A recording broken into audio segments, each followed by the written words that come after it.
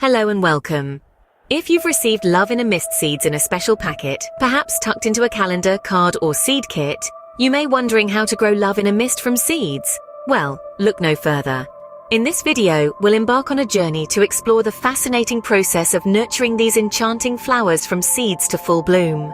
The first step of this journey begins with outdoor sowing. Ideally, Love in a Mist seeds, or Nigella flowers as they're scientifically known, should be sown outside between April and June. These flowers tend to grow better from direct sowing as it allows them to establish strong root systems and thrive in their natural habitat. Start by preparing your garden bed, ensuring the soil is finely textured and welcoming for these delicate seeds. Gently press the seeds into the surface and keep the soil consistently moist until germination occurs. Germination usually takes 14 to 30 days. Since these blooms grace us with their presence for only a few short weeks, we can extend the blooming period by sowing seeds 2 or 3 times between late spring and early summer.